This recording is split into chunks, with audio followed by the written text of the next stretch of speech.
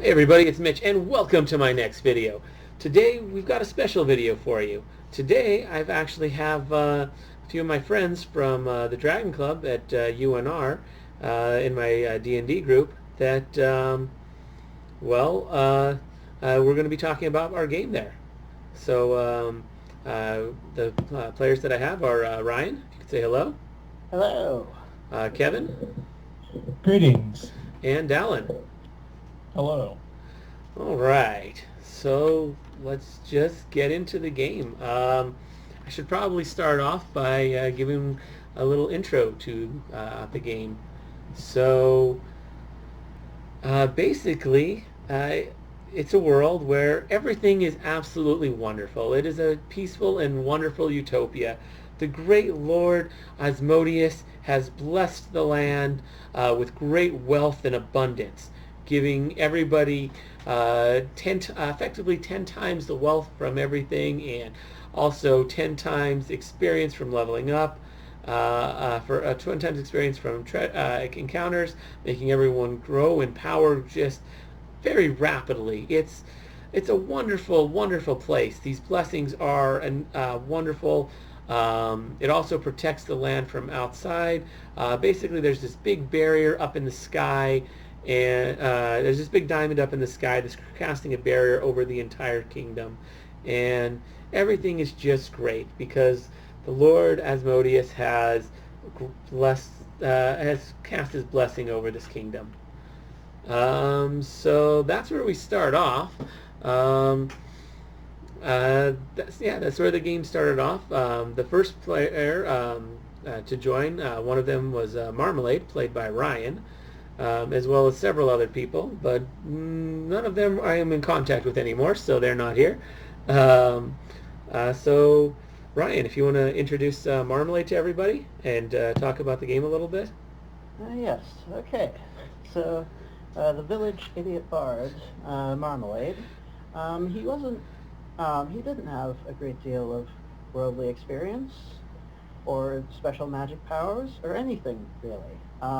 Money, also not too much on the table. What he did have was some very strong opinions on just about everything, and he spoke with the passion of his convictions. That can get you far in life. So, at the very opening of the campaign, Marmalade was ready to seek his fortune. We opened in a tavern with him and a number of other ruffians with of varying degrees of gallantry and skullduggery. Um, Yeah. and none of them are actually in the call right now. The party was not especially constant early on. We had some Yeah, characters die. We had some people leave for various reasons. that happened a Um, lot early on. so, so the ragtag bunch that we started with looks a little different from the ragtag bunch we have today. Um, but um, I suppose every every story starts somewhere. Um, so our story started with just general adventuring party stuff, running errands, fixing minor problems, low-level adventuring party stuff, to be specific, because none of us were high level. We were all level 1. Yep. So we had, clear rats out of the basement for quests. Yeah, that was a fun one. Remember how many rats there were? Yes, I do. The first our first quest was after like pay the bill on the getting arrested and drunk in the initial tavern and all that. The first actual quest was clear the rats out of an old lady's basement. There Yep. were 100 rats. Yep. This was 100. this was a matter of some considerable difficulty for a level 1 party. Yeah, I may have overdone that a little bit. been a while since I'd played with level 1, so it's a little rusty. But we ended up pulling through with the help of pro- prodigious amounts of fire. And some help from the DM, yeah. Uh, I, Yes. I definitely allowed that fire to be a little more effective than it probably should have been. I also allowed you to level up after killing a few of them, like mid combat, basically, which helped a lot. Not something I've let you do since, but it was that or total party kill. So Yeah, it was a difficult. It was, well, an impossible, not a possible encounter to get through yeah, just yeah, using conventional strategy yeah. with the composition that our party had. They're only CR So 1/10. I didn't realize that effectively meant CR 10 CR1s, which when doing the math, that comes out to what what 3 CR5, 5 CR3s, 2.5 CR5s, so about a CR7, which is a little high for you guys at that point. Like a little like uh, 1 CR higher than boss level fight. So it's a little much. Yeah. well, there, yeah. But But yeah, tactics, they're fun. yeah. Um, there probably could have been other successful strategies too in hindsight. There was quite a choke point on the basement, so if we'd like managed to acquire a wand of cure light wounds somehow and then just sort of spend a while at the entrance stabbing. Not that most of the party was especially tactically minded. I seem That's to recall a lot of them preferred to be in the middle of the room rather than at the well, choke point at the door. I don't think any of you guys had actually played Dungeons and Dragons at that. I think that was everyone's first game. So Yes. Um, I I had a I had read things about the system online, quite a bit. I had a fair bit of declarative knowledge about the system going in, but yeah, no actual play experience. Yeah, my first campaign. yeah, So, and that was our first session. yep, Whole lot of rats. yeah, and then going into later sessions, we had Kevin's character and Dallon's character. I think Dallon joined first, but I'm not sure. Um, anyways, I'll let Kevin describe his character. Minute Sylvester came from a, a bustling family with way too many offspring, and he didn't have enough opportunity to explore his own goals. So he left on a world journey to to uncover the lost secrets. He found himself in this town and discovered the effects were quite beneficial to his studies. So he began to research and grow his magical talent, and research creatures from the across the cosmos, until things started falling apart, and the call to adventure were struck. Nice, and that's how Sylvester ended up in the party. Indeed. Right. And Dallin, if you could introduce your character and how he joined the party. So my character is Garrett, and I'm trying to remember exactly how he joined the party. Um, before joining, he basically had spent his life up to that point um, serving like in the worship of Palor. Um, and so I believe he was approached by the party at that time. I think um, outside of a temple or such, and he joined them. I guess out of longing for adventure and to aid a party serving um, good. So yeah, and Garrett would become a strong healer, of course. Oh yeah, but Yeah. we're gonna try and keep it to. We're gonna try and keep this chronological to some extent, Oh, of as course, best of we course. can. Yeah. Yeah. Um, Yeah, but I believe the party approached him and he agreed to come along on their quest. What was their, um, I guess, did they really have a quest initially? Not Or was really. it There go was just sort of Yeah.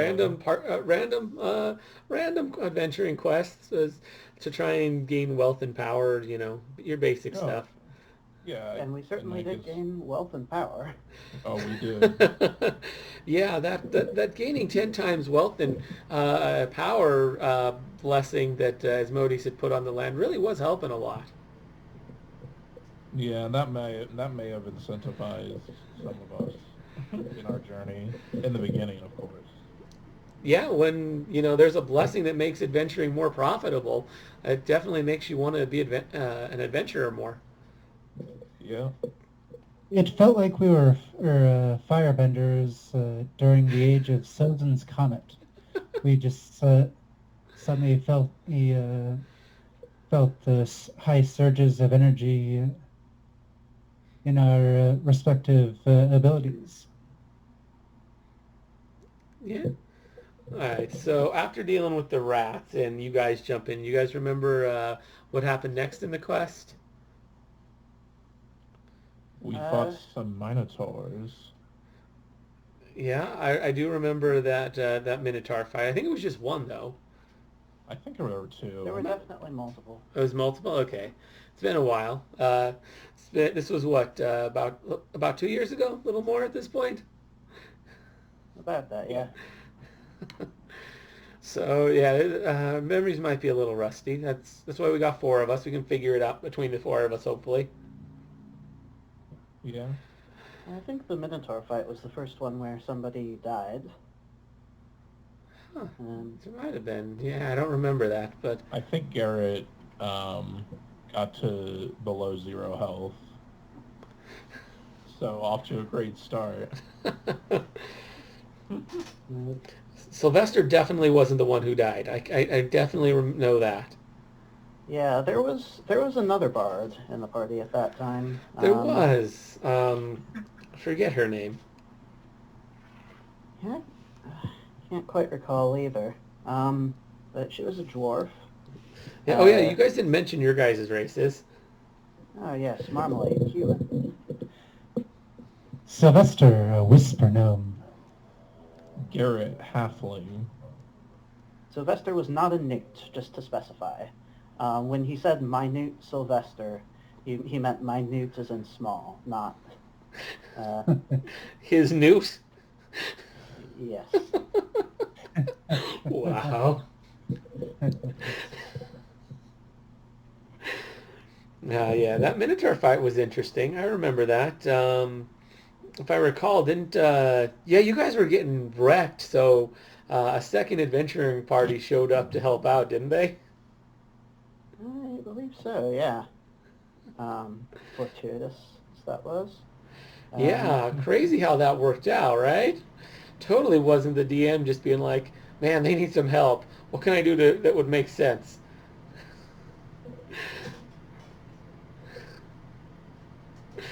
Totally wasn't that. yeah, as, uh, as quickly, as we were gaining power earlier in the adventure, it often led, it seems, to our characters being dizzyingly out of their depth. Yeah, yeah. Like I said, I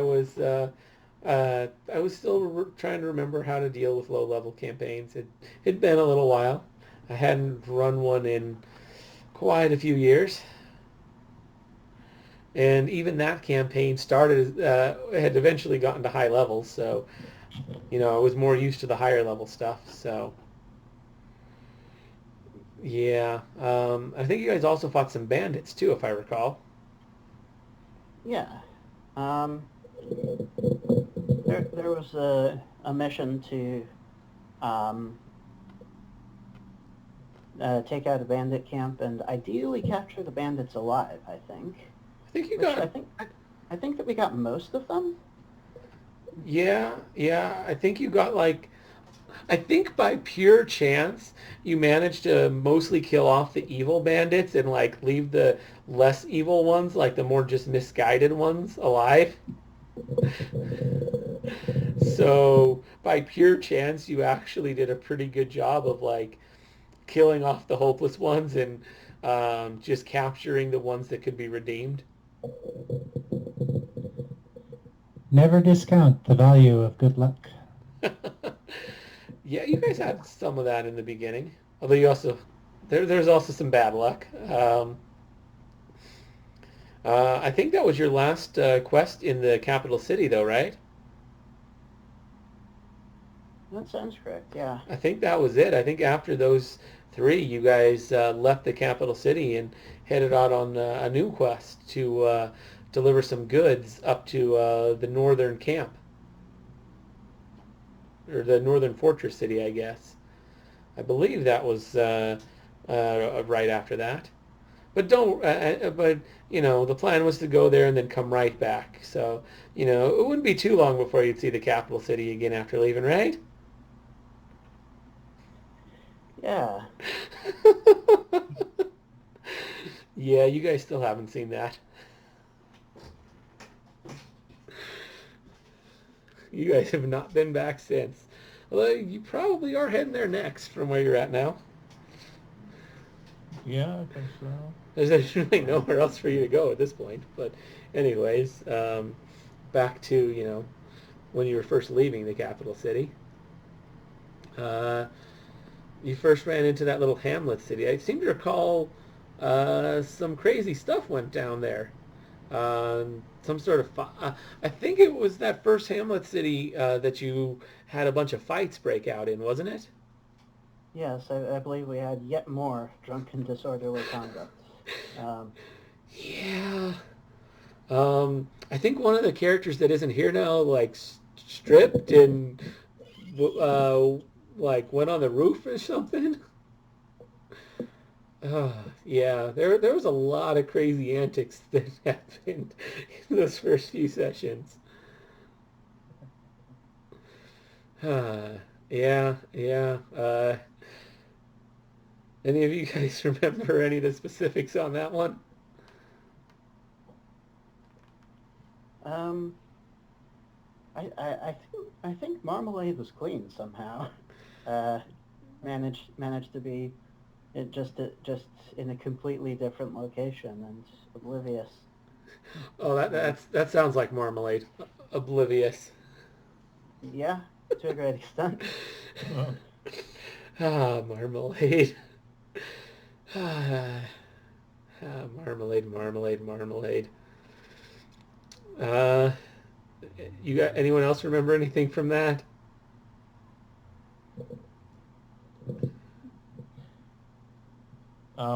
what was it again? Do you guys remember anything from that Hamlet city? Oh, I'm trying to remember. The one where the bar chick like started a drunken brawl and like she was stripping off her Oh, clothes and stuff. I remember that. That stuff. Was that when she got imprisoned? I think so. Um, Yeah, she was such a character. she was. It was funny. I think she lost interest once the campaign started getting more technical and more combat heavy. Yeah, different stuff appeals to different people, but at least At least we had fun with that. Yeah, it was fun. Was Sylvester caught up in that at all? I was at the archives at the time. I didn't hear about anything about that happening until a messenger was sent looking for the travel companions of that individual, and then we met up at the prison to try to negotiate a release. Ah, yes. You guys are negotiating the release. I believe you guys settled on never coming back or something. Like, fine, we'll release them, but you guys can never come back here. I think I remember that. Yeah, we did say that. Yep. They didn't seem to have so much issue when you did come back, though. Well, most of them didn't. We'll get into that later, though. They're specifically referring to the people involved in the incident. Oh, yeah. They can never return. That's true. Yeah, and they had all dropped out of the campaign by that point, so they probably can't return to that city because they weren't involved in what happened later. So, anyways, yeah. And then after that, you guys went up to the Halfling City. I don't think there was nearly as much shenanigans there. There might have been some combat along the way. I can't remember. There probably was. Yeah, Oh, I think we there had were some the of dragons, right? Well, that wasn't until later. That wasn't until after the Halfling City. That was actually after the second hamlet that you ran into those. Oh, okay. How about? I think there were wolves at some point. I recall some wolves that you fought. The, those early those early encounters really weren't that memorable. I don't think. Like, I don't remember. It's been 2 years, but I don't really remember much. I'm pretty sure there was an encounter between every city, but I don't remember what it was. Do you guys remember it at all? Other than the wolves, which I only remember because Ryan does. If he hadn't said anything, I would have no recollection of that. Wasn't there a point where somebody was trying to sneak into a city? Maybe this was later in the campaign, but I remember that happening at some point. I think Maybe. it might have been later in the campaign, though. That sounds like what might have happened once we got to the fortress city up north.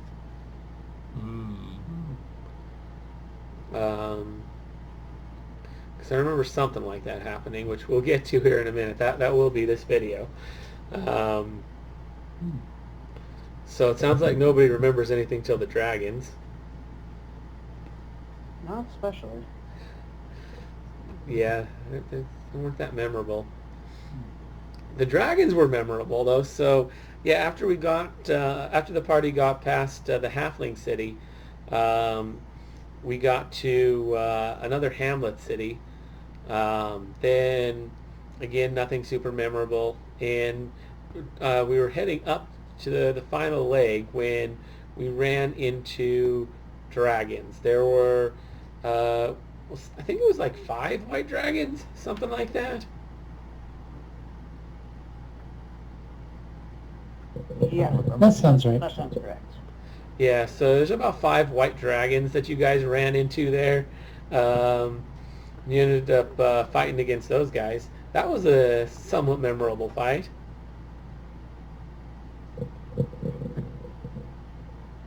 Yeah.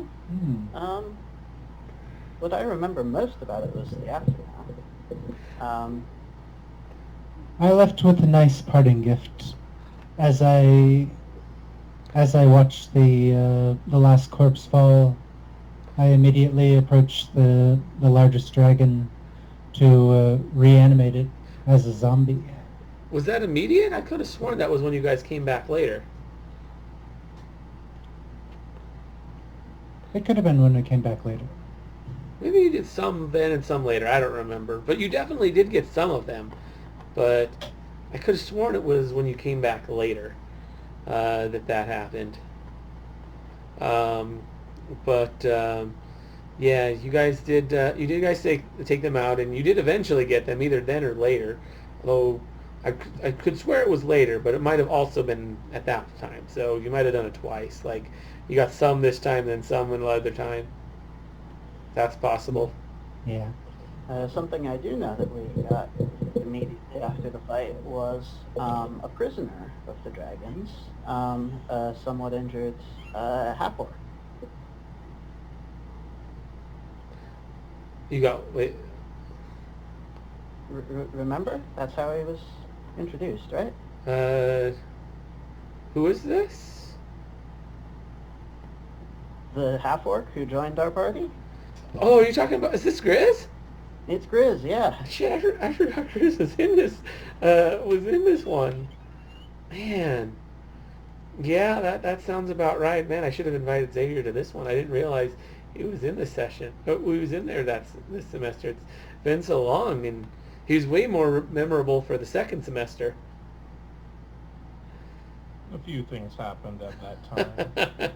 Ah, yes, good old Grizz, our half-orc barbarian. Yeah, he was a fun one. Yeah, freaking, had he started Frenzied Berserker yet? I don't think yet, but he went down that route pretty quick after. Yeah, I don't know if he had it before the first semester ended. Yeah, I think he was, what, Bear Warrior, Eye of Grumsh or something like that? I think Eye of Grumsh was the first prestige class he went into, and Oh. then Frenzied Berserker, and then Barrier Warrior, if I'm not mistaken. Maybe. I think he might have ditched Eye of Grumps later or something. I don't remember. It's been like so long. Possibly. But yeah, I remember good old Grizz jumping in. I forgot that's how he got introduced. I think now that I think about it, if I'm not mistaken, it was somewhere along the way that another party member was introduced. Is that right? Yeah, Kevin should be well aware of this.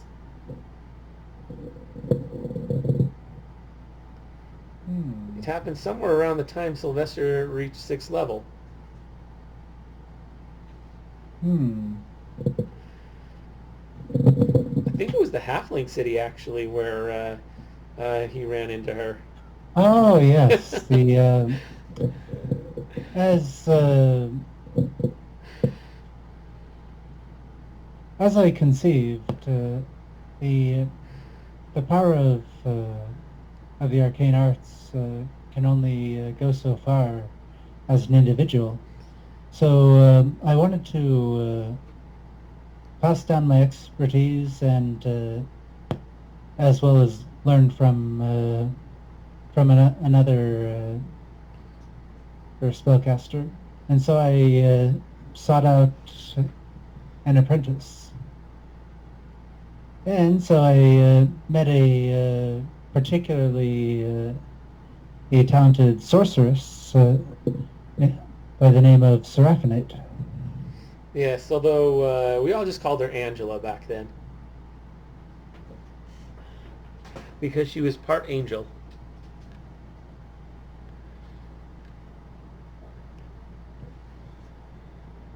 Yes, she had to endure the stereotypical naming. Yes, that lasted for quite some time that she was going by that.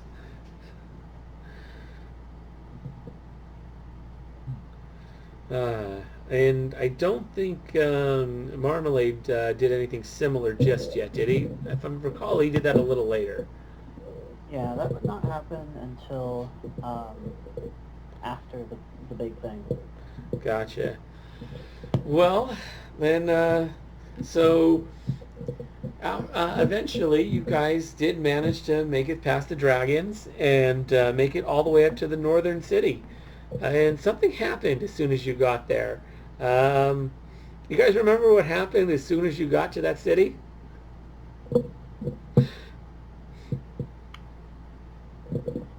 War were declared. Yeah, All pretty too much. vividly do I remember. Huh? All too vividly do I remember it. Yeah, that's where the campaign really started, because the great jewel in the sky that represented Osmodius's blessing on the land, it crashed down into the city below, and the barrier fell. Yeah, yeah, that was fun. And yeah, so the barrier fell, and um, well, after the barrier fell, uh, then, as Kevin said, war were declared. The army to the north, now that the barrier was gone, decided now was the perfect time to send their army in and march into battle. And the Dallin also decided now would be a good time to watch a bunch of Marvel movies, so Garrett wasn't there. Well, no, he was there for a little bit of it, wasn't he? I think I don't remember because I was watching a movie, wasn't I? For some of them, but I think it was more the undead stuff, because not all of it was undead. Yeah, I think I might have come in toward the end. But You, yeah, I did miss my what would have been a decent moment for Garrett. yeah, the Uber cleric, who's particularly good at dealing with undead, wasn't there when we dealt with undead.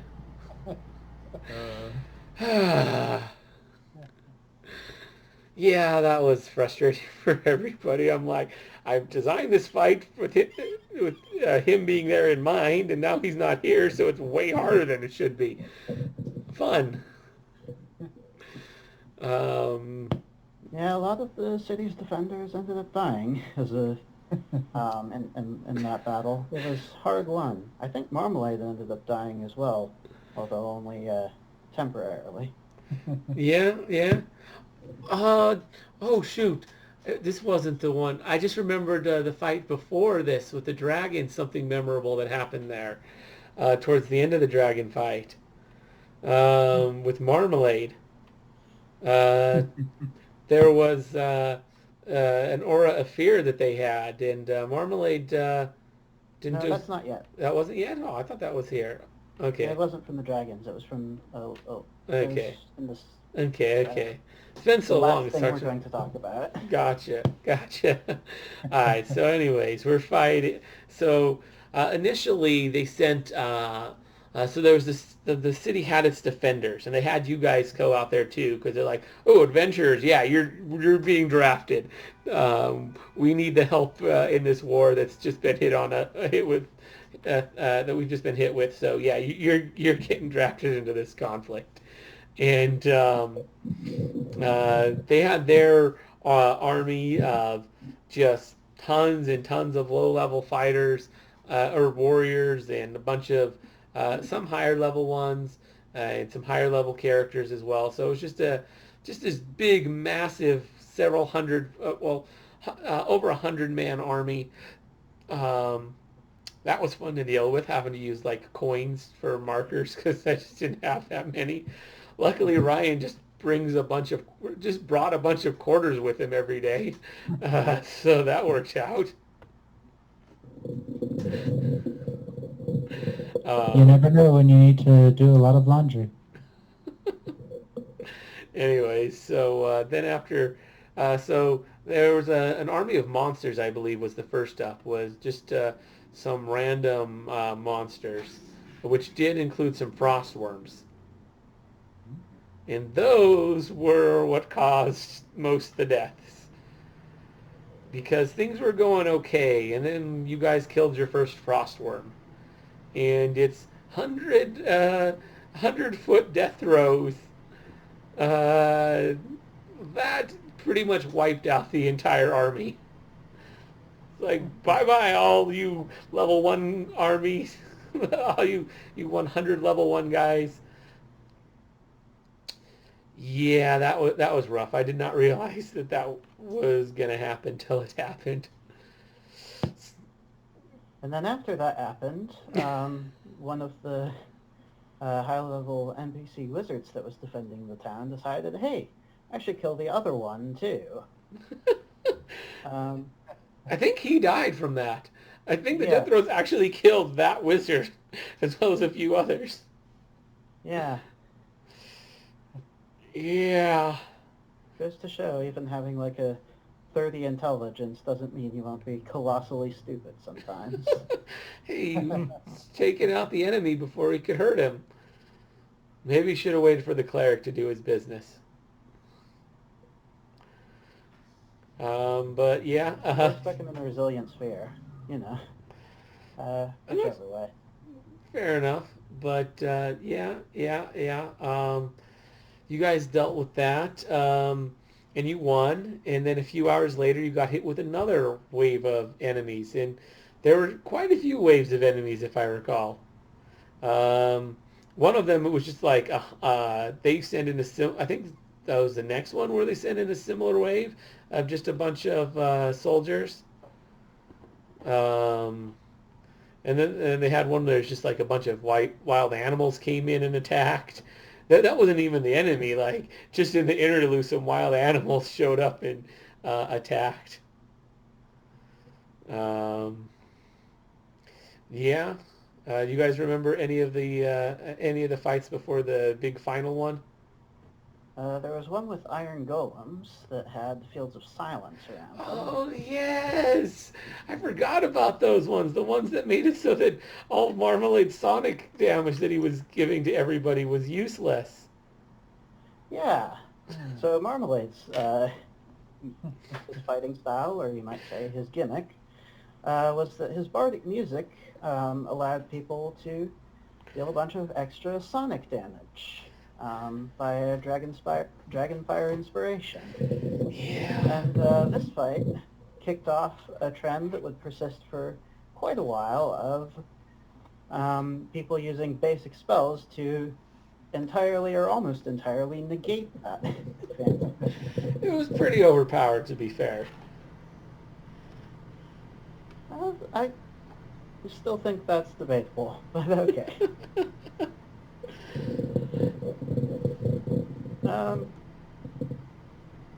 So yeah, Iron Golems, those were difficult, especially given they had casters backing them up and casting fire spells that would deal, or casting delayed blast fireball specifically, which would deal high amounts of fire damage in an area and heal the golems. Yeah, that was fun. So that was pretty difficult. There was also another wave with, I believe, quite a few undead. Yeah, that was the one. That Garrett did not show up for sure. Yes. He really should have been there. But Dallin was watching Marvel movies. Won't make that mistake again. That is true. No more Marvel. I have been a lot more. I mean, I have been a lot more consistent lately. Oh yeah, you've been way more For a consistent number after of that. reasons.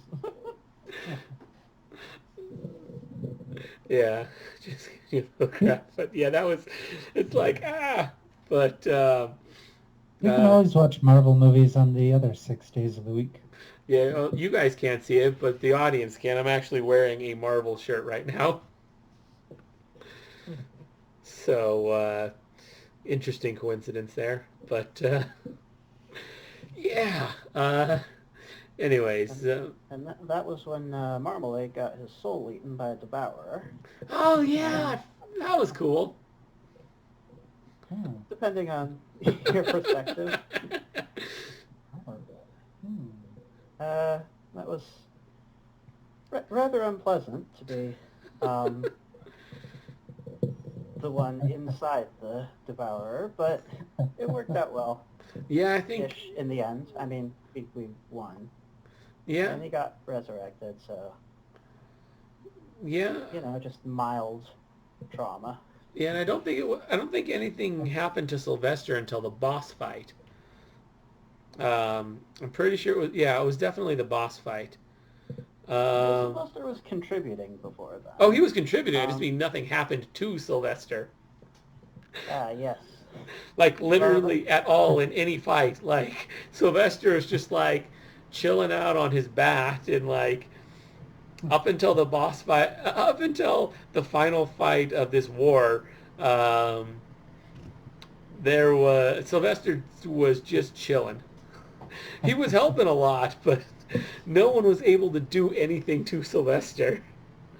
That's also going to be a running theme of this campaign. Yeah. Yeah, I don't think anything's happened to Sylvester since then. I've taken great strides to make it very difficult to hurt Sylvester. Yeah, you have.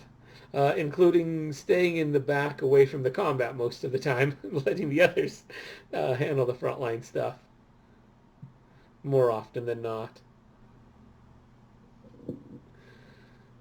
That's part of it, too.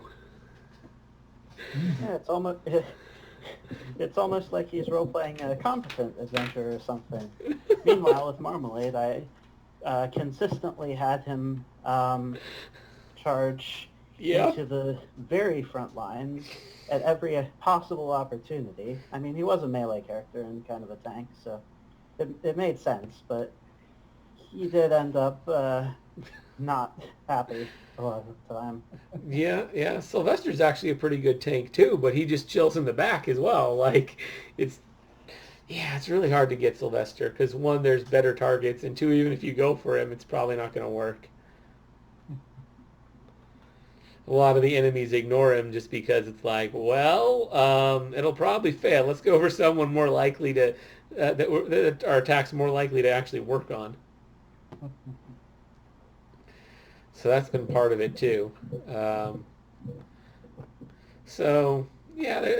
then we finally get to the boss, and the boss was a lich, as well as he wasn't alone. Like he had that might have been where the army of undead was too. I'm not sure, or maybe there's like a second wave of undead with the lich. But I do recall he was not alone. Like he wasn't just the lich walking up by himself. You know what I mean? Yeah. He definitely had an army. And this is where Sylvester actually nearly died. He ended up being okay, but he had a real close call there. By far his closest call the entire campaign. At least so far. Even as far as we're at 2 years later, like...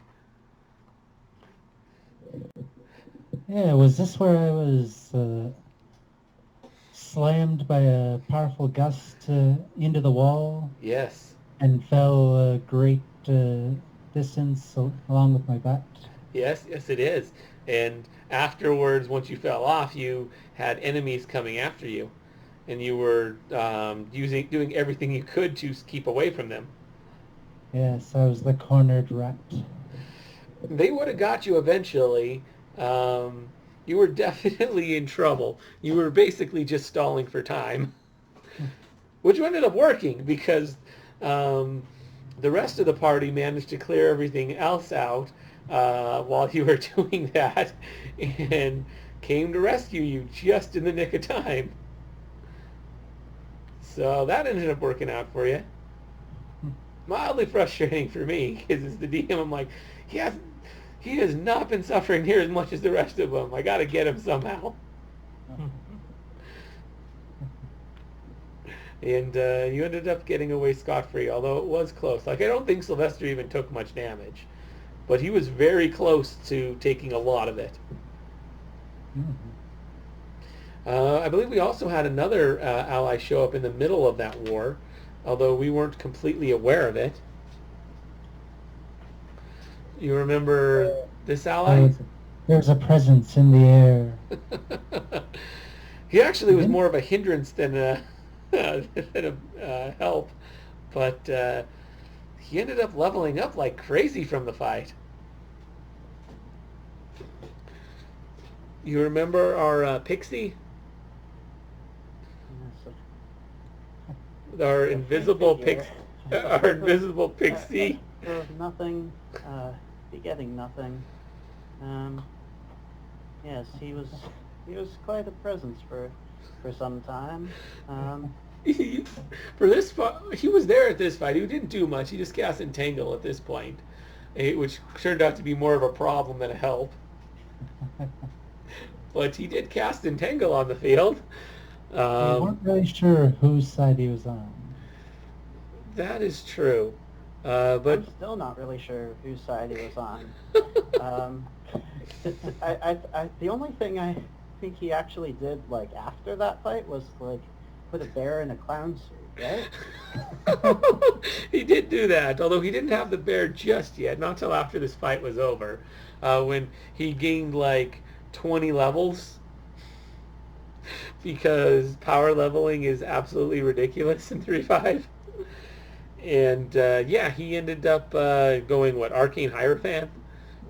And he became crazy powerful. He still was a pixie with natural greater invisibility, which is just a racial thing they get. Then, as an Arcane Hierophant, he made his freaking familiar companion a bear, and he just like played it off that the bear was his character, like even though the bear couldn't talk. Marmalade bought it. Yeah. Well, I mean, the bear that casts druid spells, are you going to, or that apparently casts druid spells, is pretty believable, right? I guess, yeah. It could be a druid that's in wild shape. Certainly a much more parsimonious explanation than, the actual druid is just invisible near there. No, I suppose that also explains it fairly well. But it didn't matter. We had a bear on the party, and that was excellent. Yeah, and you also had a bear. Another bear, I suppose I should say. Yeah, it's Grizz. Grizz was a bear whenever he went into rage. Ah, Grizz. Oh, and I think he had already picked up Frenzied Berserker at that point, hadn't he? Or was that later? Because that was a whole fun thing with dealing with Grizz, is Frenzy after combat. There was always one additional enemy. Yeah. That was always fun to deal with. It was always fun. Yeah, so after that fight, you guys rested up for a few days. That's when you met the bear, and you guys... I think I should note that during the fight, Sylvester actually managed to pretty much lock down the enemy lich almost 100%. Do you want to with a I mean, do you want to do you remember how that went? I don't remember the details. Go ahead and explain. Okay. Well, there's this spell called Kelp Strands, you see. Yes. It produces several strands of kelp that grapple an opponent. And that's it. That's basically all it took to shut down the lich. Yeah, that spell's really good. Two castings of kelp strands from a powerful caster. That's right. That's a really good spell. It is very good, yes. I gotta remember that. I gotta remember to use that against you at some point. And I think it's only a second level spell. It is. Yep. Second level druid spell. All right. Anyways, so yeah, you did good. I remember that. That was the first time you used Kelp Strand. First of many times that you've used that. Um, you used it less successfully on some later enemies, if I recall. Some crazy powerful enemies managed to get through it pretty easily. But that spell's really effective against enemies that aren't like super powerful.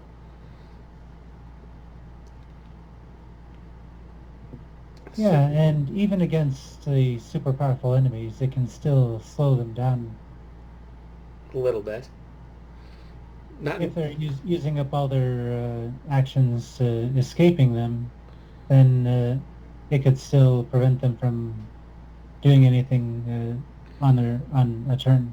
Yeah, assuming they get caught in them to begin with, which usually they'll get caught by at least one or two. Um, you're bound to get lucky at least once. So yeah, that was that. I don't remember much else from that fight. Do you guys have anything else you remember from the fight?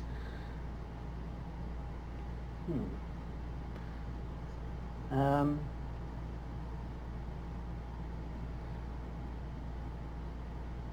Oh, the Lich did manage to get one spell off at the very start of combat. Or maybe not at the very start, I don't know. He had a spell that didn't have any somatic components, and that ended up being a fairly effective spell. And what was You that probably spell? remember what this spell was, right? I don't, but I probably will once you say it. Okay. It was a 9th level spell without somatic components. A necromancy spell, specifically. Okay, not what I was thinking. Well, was this a loud spell? Quite loud. Wail of the Banshee? Yep. Ah, yes, that's a good one. Yeah, I think that killed a couple of people, didn't it?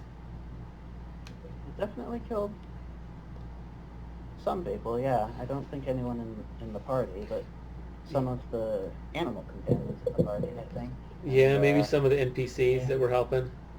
Yeah. Yeah, I think one of you. I think the guard captain actually.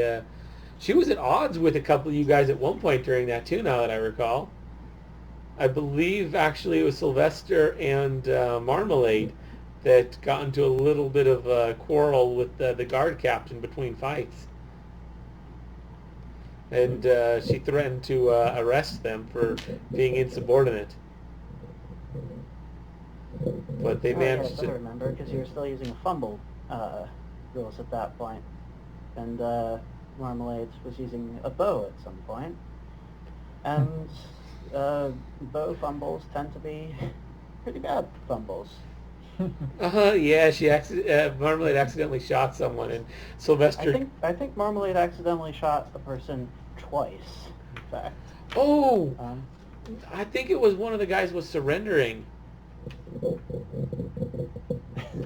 and you accidentally shot the guy who was the enemy that was surrendering. That was what it was. I don't think I heard him or like interpret it. I think I missed the fact that he was surrendering, so I just kept attacking him anyways. Yeah, and the guard captain was like, "Hey, I said to stand down, don't fire," and you fired anyways. And Sylvester defended Marmalade, so he ended up both of them almost getting arrested because of that. Yeah, as a typical leader of an army, she was looking for a scapegoat. She needed someone to blame for her own lack of communication. Yeah, I think that's all the highlights I can remember from that, unless anybody else has anything. Not that I can recall. All right. I mean, Okay, well, I suspect you know what's coming next. After the fight, you guys rested for a few days. Took you a little while to get back to full afterwards. There were a lot of guys that needed to be revived, and Sylvester and Garrett could only revive so many per day, so took a couple of days.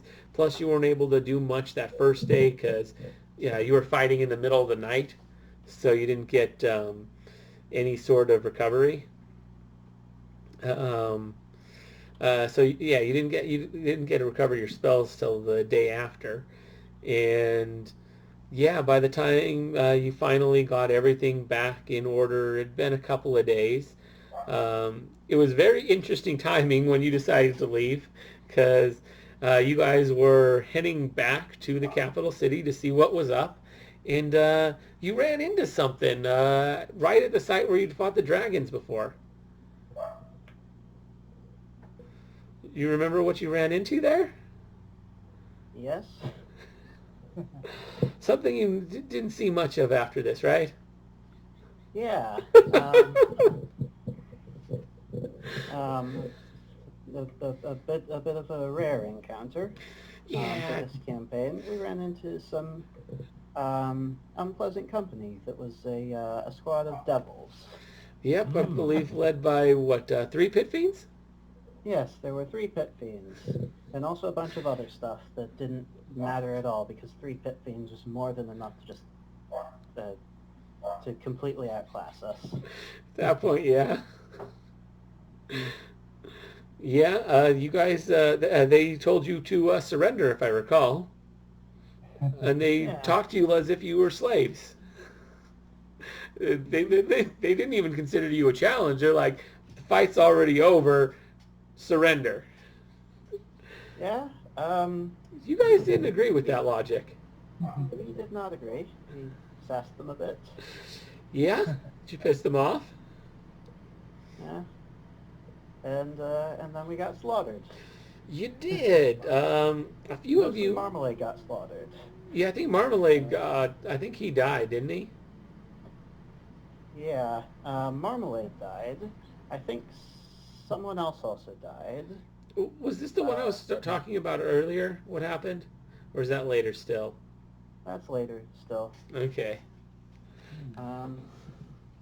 Sylvester escaped, I believe. Yes, Sylvester definitely managed to escape, although Seraphinite, aka Angela, did not. She did not. She was captured. She was not killed, but she did surrender and was captured. Sylvester, however, was invisible, and they didn't see him, so he was able to escape. I think Grizz was also captured. I think Garrett was managed to escape as well as I thought he was captured. maybe he might have been. I remember there were a couple of people that escaped. There were a few people that died too, and the ones that died effectively escaped since the devils didn't drag the corpses back. Partly because I think a lot of stuff got buried. You guys did manage to do some damage. If I recall, somebody cast a spell that created like a big pile that buried like a lot of the lower level devils. I think that was Oberon. Casting like mudslide or something. Yeah, Oberon. That was our pixie, right? That was his name. Yeah, I forgot his name. Yeah, he buried like a lot of the lower level ones. Although, after the surrender, they all dug themselves out. But still, or wait, no, actually, I think they just let them die. They're like, yeah, well, tough shit. Devils can be cruel, even to their own. But yeah, after they escaped, I believe Sylvester cast Resurrection or True Resurrection or something to bring back Marmalade and a couple of the others that had died. Oh, that was who it was. It was Oberon and Sylvester that managed to escape because they were invisible. I think that was it. I think everyone else was captured or died. And I think it was just Marmalade that died. Yeah, I think that's what it was. Sylvester and Oberon were invisible, so they managed to escape. Um, and Marmalade died, and they didn't bother with his dragging back his corpse. So he was okay, and everyone else just surrendered. Well, That he was died, so he was okay. yeah. That's how it ended up working out because Sylvester just cast a resurrection spell, and uh, he came back and was not captured. So he was part of the rescue party, Yeah. which of course is what you guys did next afterwards. Immediately after getting slaughtered by the devils, you guys decided to head back to follow the devils and to attempt to rescue the rest of the party. It's like, well, we couldn't beat them last time. Maybe we can this time. Although I think I did let you guys level up some from what you did kill, so you were a little stronger. I think so, yeah. Although I there also were, think I think that's also when we found Toast. you might have found Toast then too. Um, you didn't. There's someone else that you're going to find really shortly, but not quite yet. Um, so yeah, you did that, and you decided let's go on a rescue mission. And as you're doing the rescue mission, that's when you ran into another ally. The angel Tyrael came flying in over the town and broke everybody out while you were dealing with everything. So basically, you guys hit them. Oh, and that's part of it too. Was they hit you all at once, but when you attacked, they were kind of spread out. So you didn't fight them all at once. You're fighting like a couple of them at a time. So it was a little easier. That was part of why that worked. And then while everybody was moving towards you, the angel Tyrael had swooped past them all and had gone to the guard room and broken everybody out, so that everybody who was captured was starting to funnel back slowly afterwards. And then Tyrael joined in too. So you had a new ally. And yeah, that was an interesting fight. Yeah, I remember that one. Yeah, you were captured and had to run back. Back when Garrett was very, very slow. Fun stuff. Yeah, yeah. You guys remember anything particular from that fight other than, Tyrael jumping in? And I think this was the one where I'm pretty sure this is where the thing happened with Marmalade, right? I think it might be, yeah. Um, so Marmalade, naturally, is leading the charge at the beginning of the battle with his inspiring speech about random bullshit that's completely unrelated to the current situation, because that's how he inspires people. He's very passionate about his hobbies, which are varied. And he sort of took a sideways glance at one of the devils, an ice devil, I believe it was, and happened to realize, oh shit, that thing is terrifying. It was in fact supernaturally terrifying, fear aura. Yep. And Marmalade rolled a 1 on his save. Yep. So he ended up spending the rest of the battle running and screaming in terror. Well, not the rest of it. I think he came out of it before the battle ended. Yeah. He was a pretty good distance away at Yeah. that point, though. Yeah, so he ran away as far. So he ran away as fast as he could. It was funny because in the room we had all the desks. So at first, I was moving you across the map, but eventually you reached the end, and I'm like, okay, now you're on this desk. And every time it was your turn, it's like, Yeah, now you're on another desk, and it just moves you to a farther and farther back desk every time. Ah, that was fun. Fortunately, most of the party still got the bonuses from being inspired by him. Yeah, at least for the first few rounds of it, yeah. Yeah, Uh, lasts for 5 rounds after you stop. Um, yes, he could cut a very inspiring figure very quickly, fortunately. And he brought his brown pants. yeah, and he came. So after he got done, he started running back. But by the time he got back, the fight was over. Uh, you guys did manage to save the day on that one. So that was pretty cool. You got to meet Tyrael, the our angel. He decided he was going to help you because, well,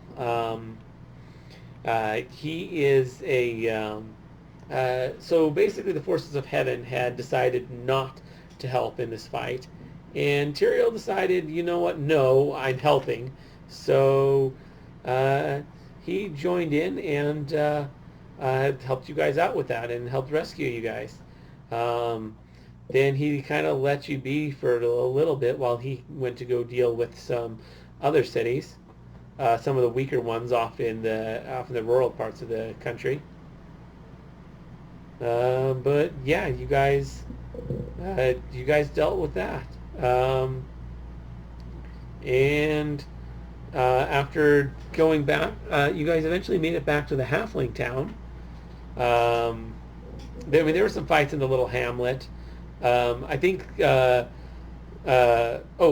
Speaking of which, I'm pretty sure another thing that happened after you guys got slaughtered, it happened to be on the spot where the dragons were. So Sylvester was just like, now seems like a good time to revive some of these dragons as zombies.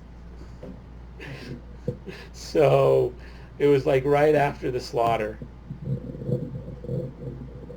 It would be the beginning of my ever-growing stable of dragon zombies. Ever growing and shrinking. Let's be real here. It grows, but they also die off every so often, so they come and go. But yeah, you guys managed to to beat those guys, and then you ran into like another pit fiend in the next city, but it wasn't. You guys didn't have too much issue with him, because it was just one pit fiend, and you guys had just got done dealing with three, so you were a bit stronger. So one wasn't so much anymore. It was a bit of a challenge, but it wasn't too bad. Then you guys got to the Halfling City, and Tyrael joined up for this one, and he gave you a little insight that the aspects of the Nine Lords of Hell had taken over every single city, every single major city, including the capital in the country. In the northern city, which is the northern Halfling City, which is the one you guys were heading to. That one had, I believe it was Bell, Lord of the First. I think Bell's the first Lord of Hell. He's basically just an oversized pit fiend. Then you had, who was it? The Lord of Lies in the southern city. He told you that then in the eastern city there were two devils, technically three, because there's Belial and Fiera, as well as Mephistopheles. They're not Mephistopheles. Beelzebub. Beelzebub, yes. Yes. And then in the town in the Dwarven city, that was the Elven city, and then in the Dwarven city to the east, to the west, that is where you saw that is where Mephistopheles and Dispeter, I believe, were hiding. And of course, in the final capital city is where you would see Glacia, the daughter of Asmodeus, as well as what's his name? I forget his name, and I should know it. And also Asmodeus. Levistus, Yeah, the Mevistus. Lord of Ice. Yes, and also The, Levistus, and then also Asmodeus himself, all chilling in the capital city. Um, so you guys first went to the Halfling city. Went back to it, and you guys had to deal with Bel, the Lord of the First, or at least his aspect. That was an interesting fight, if I recall. it was, yeah. Um, that was the fight where Zachary's character joined. Um, so, I'm trying to remember Zachary. It's been so long. That was your friend, Yeah. right? yeah, that was my friend. He didn't end up returning to the campaign for various reasons. I assume probably he just didn't think of it after.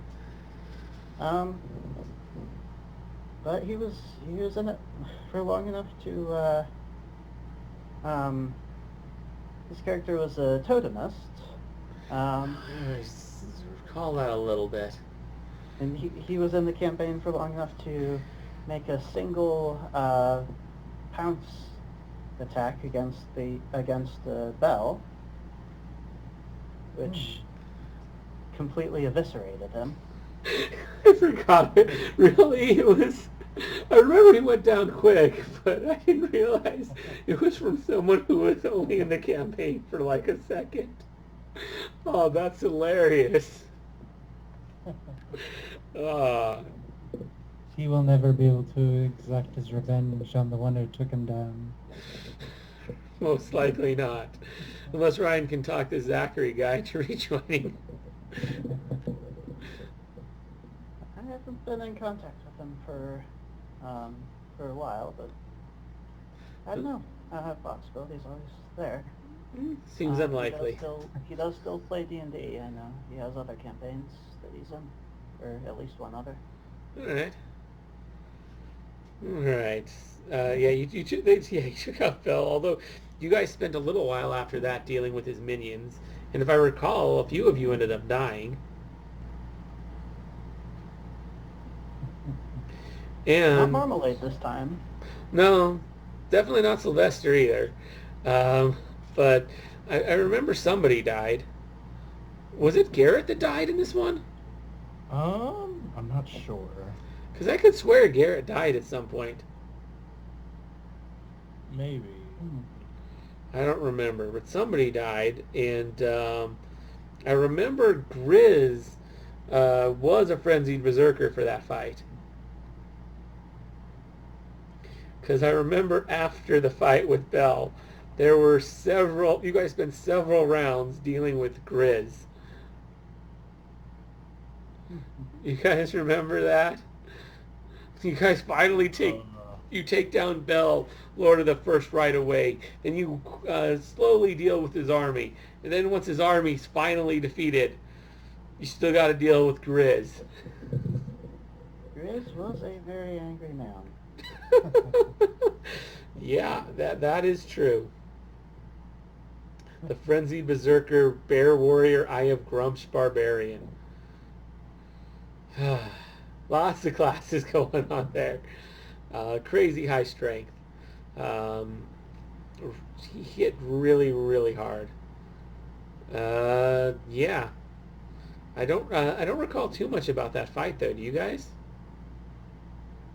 I think it was mostly pit fiends. Like you had 6 pit fiends, and then as they died, you had more pit fiends come in. I think so. There were 10 in total, but only 6 at a time. I think there might have been something like that. Yeah. Yeah, before it's like 3 slaughtered you. Now you're dealing with 6 at a time plus Bell.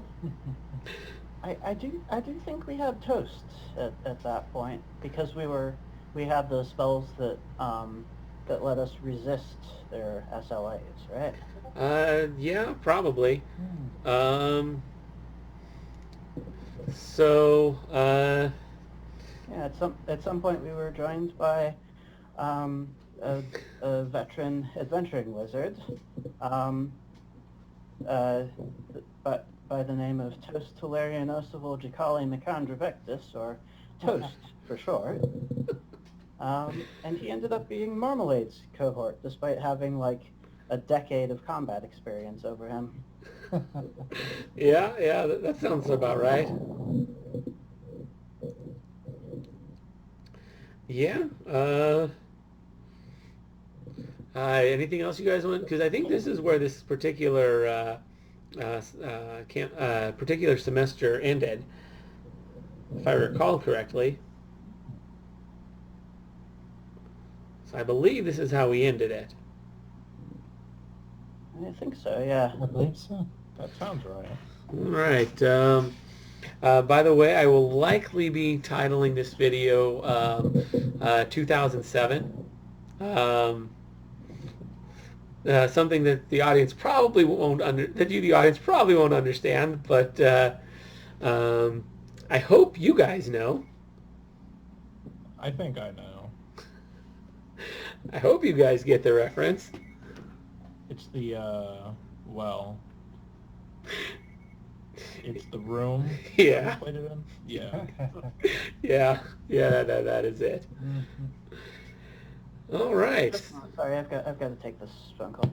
All right, well, we're about wrapping this up anyway, so probably just do my exit now if you guys want to just chill for a sec while I do that. So anyways, that's been the video. Sorry, I'm back. All right, welcome back. Just about to do my exit. You guys can help out a little bit with that. If you enjoyed this video, guys, please give it a like. If you enjoyed, you guys want and you guys, you wanted them to give them a like too, right? Yes. Like the video. Yes. Subscribe. Like the video. See? Yeah, they say like, subscribe, maybe share it, maybe ring the bell, all that good stuff. Definitely do those things. Don't you guys agree that these guys should be doing all those things to help out the channel and to get more great videos?